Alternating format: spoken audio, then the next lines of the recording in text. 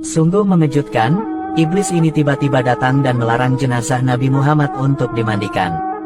Dikisahkan, setelah wafatnya Nabi Muhammad SAW, muncullah sebuah kejadian gaib. Waktu itu, sahabat Ali meletakkan jenazah Rasulullah di atas dipan untuk memandikannya. Tiba-tiba, muncullah suara gaib yang terdengar dari sudut rumah dengan suara yang sangat keras. "Janganlah kalian memandikan Muhammad, sebab dia suci dan mensucikan."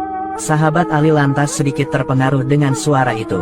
Sahabat Ali lalu bertanya, "Hei, siapakah kamu? Sesungguhnya Nabi telah menyuruh kami melakukan hal itu, yaitu memandikan jenazahnya." Kemudian, tiba-tiba muncullah dan terdengar suara lainnya. "Wahai Ali, mandikanlah ia, Rasulullah." Karena, sesungguhnya seruan suara yang pertama adalah iblis yang dengki kepada Nabi Muhammad, dan bermaksud agar Nabi Muhammad masuk ke dalam kuburnya dalam kondisi tidak dimandikan. Sahabat Ali lantas berkata, "Semoga Allah membalas kebaikan kepadamu sebab engkau telah memberitahuku bahwa itu adalah iblis." "Siapakah sebenarnya Anda?" Seruan kedua menjawab, "Aku adalah Nabi Khidir. Aku menghadiri jenazah Nabi Muhammad SAW. Nabi Khidir alaihi salam merupakan salah satu Nabi Allah yang dipanjangkan umurnya hingga saat ini, beliau masih hidup sampai sekarang. Namun, yang dapat mengetahui keberadaan Nabi Khidir sekarang hanyalah Allah Subhanahu wa Ta'ala." Ternyata, Nabi Khidir alaihi salam waktu itu ikut bertaksiah atas wafatnya Rasulullah Shallallahu alaihi wasallam.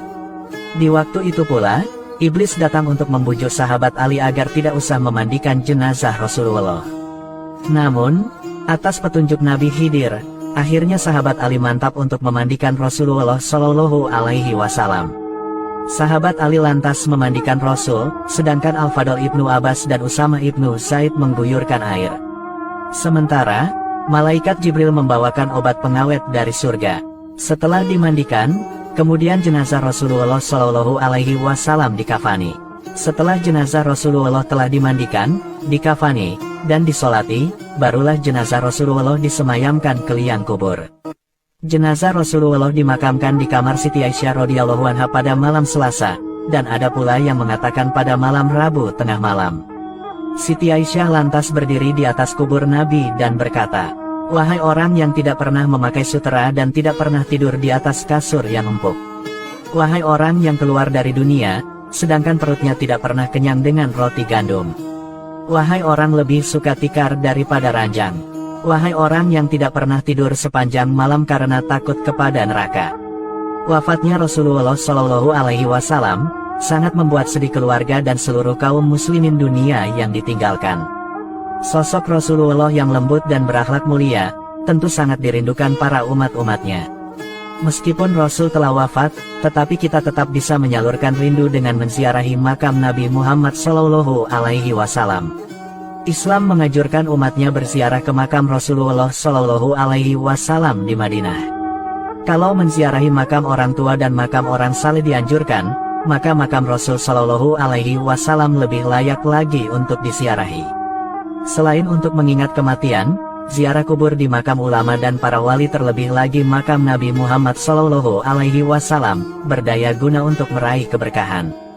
Rasulullah Shallallahu alaihi wasallam sendiri menganjurkan umatnya untuk menziarahi makamnya di banyak hadis.